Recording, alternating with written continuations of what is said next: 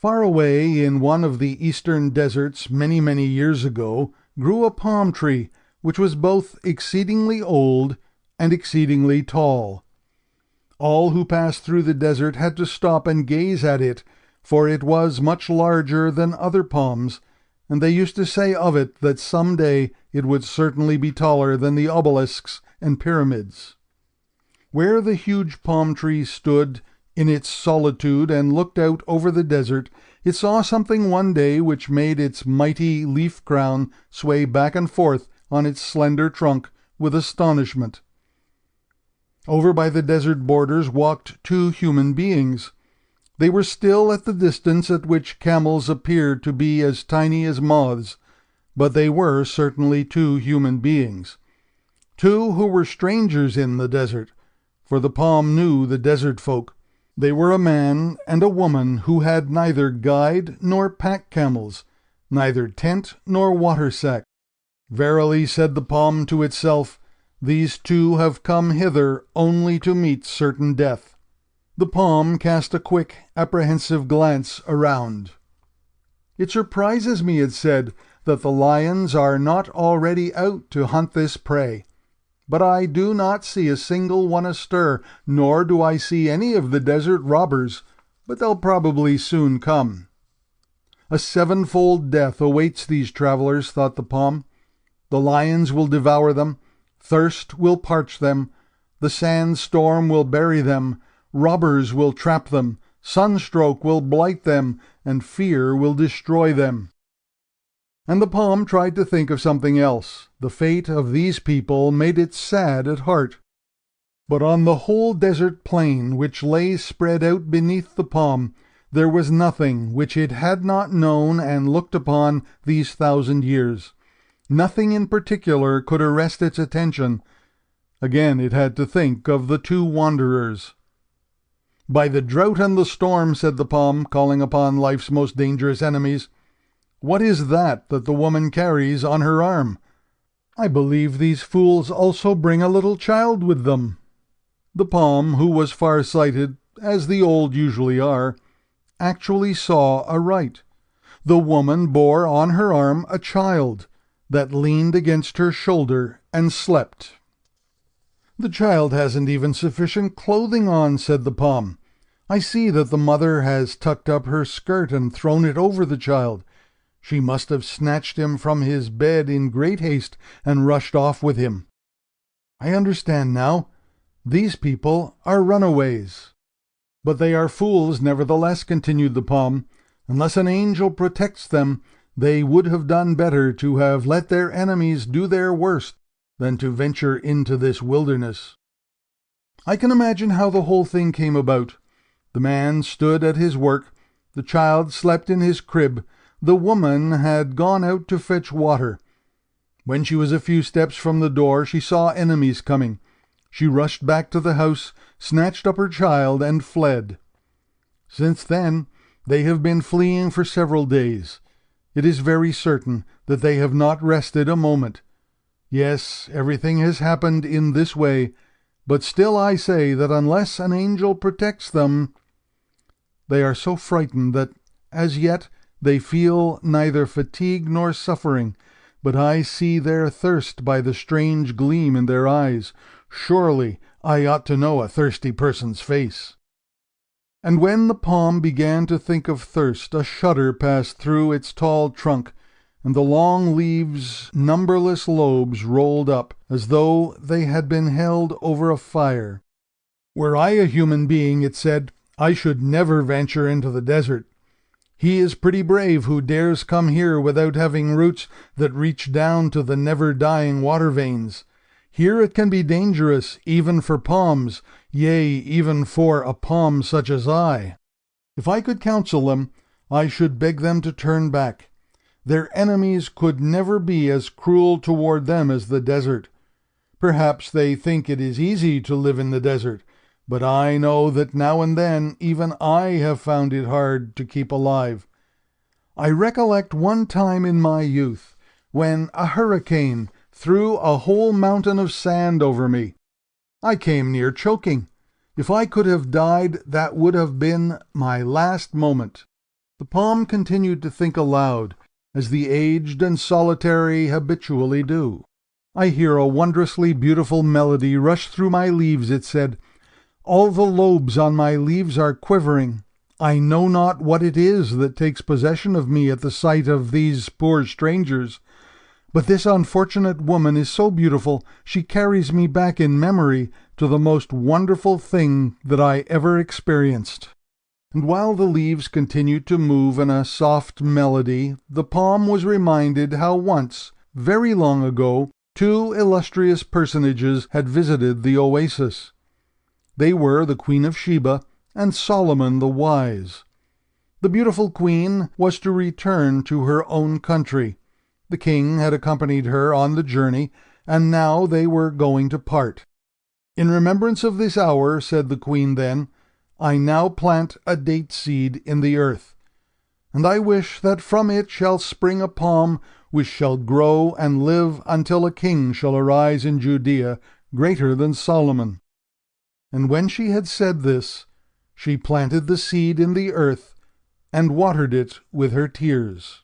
"How does it happen that I am thinking of this just today?" said the palm.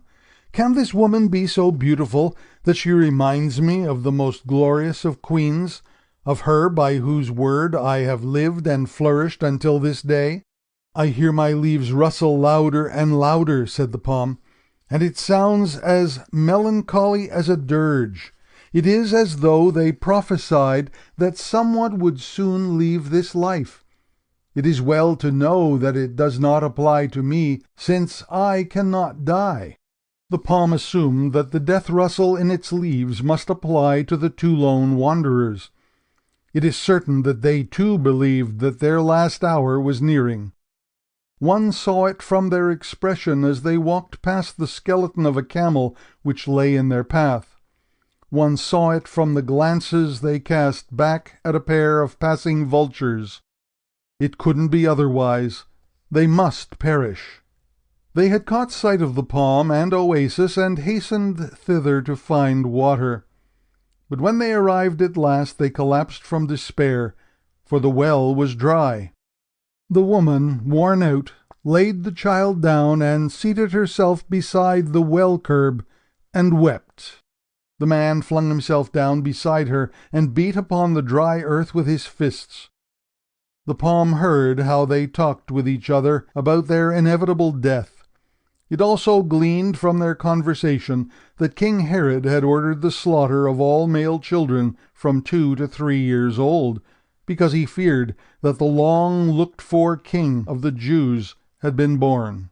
"It rustles louder and louder in my leaves," said the palm. "These poor fugitives will soon see their last moment." It perceived also that they dreaded the desert. The man said it would have been better if they had stayed at home and fought with the soldiers than to fly hither. He said that they would have met an easier death. "God will help us," said the woman. "We are alone among beasts of prey and serpents," said the man. "We have no food and no water. How should God be able to help us?" In despair he rent his garments and pressed his face against the dry earth. He was hopeless, like a man with a death wound in his heart. The woman sat erect, with her hands clasped over her knees, but the look she cast towards the desert spoke of a hopelessness beyond bounds. The palm heard the melancholy rustle in its leaves growing louder and louder.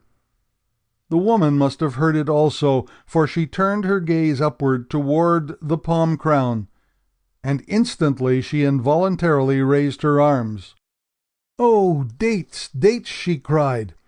There was such intense agony in her voice that the old palm wished itself no taller than a broom, and that the dates were as easy to reach as the buds on a briar bush. It probably knew that its crown was full of date clusters, but how should a human being reach such a height? The man had already seen how beyond all reach the date clusters hung. He did not even raise his head. He begged his wife not to long for the impossible. But the child, who had toddled about by himself and played with sticks and straws, had heard the mother's outcry. Of course, the little one could not imagine that his mother should not get everything she wished for. The instant she said dates, he began to stare at the tree. He pondered and pondered how he should bring down the dates. His forehead was almost drawn into wrinkles under the golden curls. At last a smile stole over his face. He had found the way. He went up to the palm and stroked it with his little hand, and said in a sweet, childish voice, "Palm, bend thee. Palm, bend thee." But what was that? What was that? The palm leaves rustled as if a hurricane had passed through them, and up and down the long trunk traveled shudder upon shudder, and the tree felt that the little one was its superior.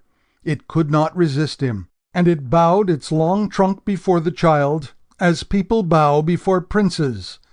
In a great bow it bent itself towards the ground, and finally it came down so far that the big crown with the trembling leaves swept the desert sand.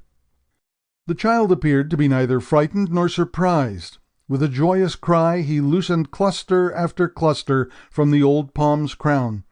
When he had plucked enough dates, and the tree still lay on the ground, the child came back again and caressed it and said in the gentlest voice, "Palm, raise thee. Palm, raise thee." Slowly and reverently the big tree raised itself on its slender trunk, while the leaves played like harps. "Now I know for whom they are playing the death melody," said the palm to itself when it stood erect once more. "It is not for any of these people." The man and the woman sank upon their knees and thanked God. "Thou hast seen our agony and removed it. Thou art the powerful one who bendest the palm trunk like a reed. What enemy should we fear when thy strength protects us?" The next time a caravan passed through the desert, the travelers saw that the great palm's leaf crown had withered. "How can this be?" said a traveler. "This palm was not to die before it had seen a king greater than Solomon." "Mayhap it hath seen him," answered another of the desert travelers. End of The Flight into Egypt.